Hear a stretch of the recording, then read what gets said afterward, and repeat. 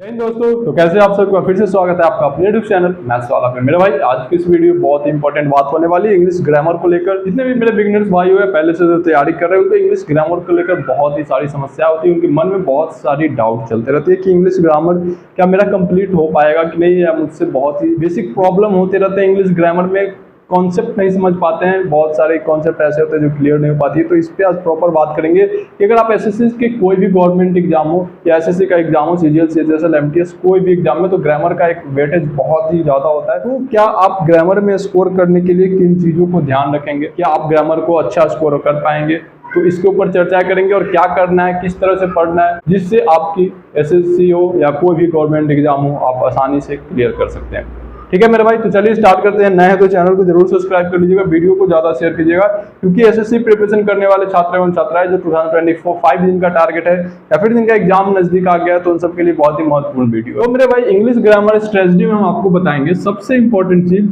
अगर आप English grammar को पढ़ना स्टार्ट करते हैं तो क्या आपका व्हाट इज योर इंड गोल, आपका गोल क्या होता है। क्या इंग्लिश आप सीखने के लिए पढ़ते हैं ग्रामर को, रूल कॉन्सेप्ट पढ़ रहे हैं, या फिर आप एग्जाम को क्रैक करने के लिए पढ़ते हैं। क्योंकि इंग्लिश ग्रामर में आपको हर कॉन्सेप्ट को आप है ना कि सोचेंगे कि इस चीज को भी कंप्लीट कर ले, इस चीज को कंप्लीट कर ले, ये रूल छूट गया, ये रूल छूट गया, बहुत तरह की डाउट होती है आपके मन में, जिसकी वजह से आप फंसे रह जाते हैं। इंसर्ट से पढ़ लेते हैं, इंसर्ट से पढ़ लेते हैं, तो बहुत सारी चीज आप सोचते रहते हैं, तो उसके बीच में आप कहीं ना कहीं उसी बीच आप भटक जाते हैं।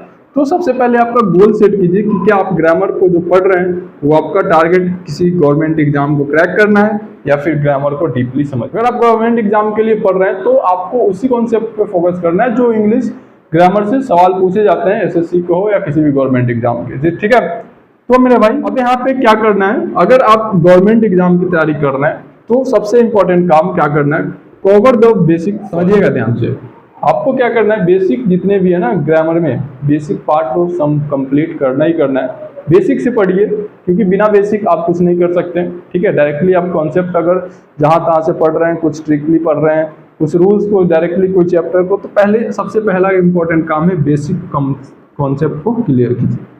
ठीक है, जब आप बेसिक पढ़ते हैं तो वहां से अब नेक्स्ट पॉइंट बात आती है कि कोई भी गवर्नमेंट एग्जाम में प्रीवियस ईयर क्वेश्चन का वेटेज बहुत होता है, 80% वेटेज होता है प्रीवियस ईयर क्वेश्चन का मेरे भाई। तो अगर आप प्रीवियस ईयर क्वेश्चन ज्यादा से ज्यादा लगाते हैं तो आप 80% यहाँ से कवर कर सकते हैं। और जो जितने भी मेरे प्रिय भाई लोग जो दिमाग में टारगेट बैठाए हो सारे क्वेश्चन प्रीवियस से आते हैं, नहीं मेरे भाई, 20% क्वेश्चन जो नए सिलेबस होते हैं, नए तरह के नए टाइप के क्वेश्चन बनते हैं, तो 20% वहां से भी आएंगे। ऐसा मत रहिएगा सिर्फ प्रीवियस ईयर पे ही रह जाइएगा।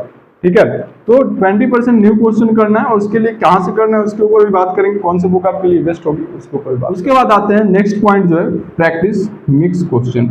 जब भी आप ग्रामर पढ़ते हैं तो मिक्स क्वेश्चन प्रैक्टिस कीजिए, नाउन हो, वर्ब हो, वॉइस हो, कोई भी चैप्टर हो, चैप्टर वाइज एग्जाम में नहीं पूछे जाते हैं, आपको प्रैक्टिस करनी होगी, तो मिक्स क्वेश्चन कीजिए, इससे आपका एग्जाम स्ट्रेटजी, एग्जाम का प्रिपरेशन कंप्लीट होगा। ठीक है, उसके बाद आते हैं इम्प्रूव रीडिंग स्किल। मेरे भाई इंग्लिश के लिए सबसे इंपॉर्टेंट बात है कि आपका रीडिंग स्किल को डेवलप करना पड़ेगा, क्योंकि जब तक आप रीडिंग स्किल डेवलप नहीं करते हैं तो आप फिर बहुत सारी दिक्कतें झेलनी पड़ेगी आपको। वर्ड्स को नहीं समझ पाएंगे, वहाँ पे सेंटेंस को नहीं समझ पाएंगे, तो रीडिंग स्किल को डेवलप करना है, और इसके लिए आप न्यूज़पेपर वगैरह पढ़ सकते हैं, नॉवेल्स वगैरह पढ़ सकते हैं। ठीक है, उसके बाद है next point, analyse the question. आप जब भी क्वेश्चन को देखें तो उसको एनालाइज करें, क्या इस क्वेश्चन में आपको कहाँ दिक्कत हो रही है, किस तरह से कॉन्सेप्ट आपका क्लियर नहीं हो रहा है। खुद से एनालाइज करने के बाद आपको उस चीज़ में पकड़ बनती है, तो इस चीज़ को ध्यान रखें। ठीक है मेरे भाई, उसके बाद आते हैं कि सोर्सेज की बात कर लें, तो सोर्सेज आपके पास सबसे बड़ा प्लेटफॉर्म है यूट्यूब, जिसमें आपको ढेर सारे टीचर्स की वीडियोज मिल जाएंगे। कोई भी टीचर्स हो, बड़े बड़े टीचर्स लोग यूट्यूब पे पढ़ा रहे हैं, पूरा टॉपिक वाइज सिलेबस दे रहे हैं, तो आप उनसे पढ़ के इजीली कंप्लीट कर सकते हो। वैसे आप किस सोर्स से पढ़ रहे हो कमेंट बॉक्स में बताइएगा, और या फिर आपके पास सोर्सेज नहीं है तो एक बार जरूर पूछ लीजिएगा। और बुक की बात कर ले मेरे भाई, तो बुक में आपको किरण पब्लिकेशन का ले सकते हैं, जिसमें PYQ के लिए भी ले सकते हैं, नए सिलेबस के लिए भी ले सकते हैं, या फिर पिनेकल का भी ले सकते हैं, और बहुत सारे ऐसे हैं जिनका प्रॉपर बुक मार्केट में मिलते हैं, तो उनसे आप कोई भी एक बुक फॉलो कीजिए। ज़्यादा किताब इकट्ठा करना जरूरी नहीं है, एक किताब को बार बार पढ़ी हो ज़्यादा इंपॉर्टेंट। बिगिनर्स भाई हो या फिर तैयारी कर रहे हैं, पहले से ज़्यादा इस वीडियो को शेयर कर लीजिए। मिलते हैं नेक्स्ट वीडियो में, जय हिंद।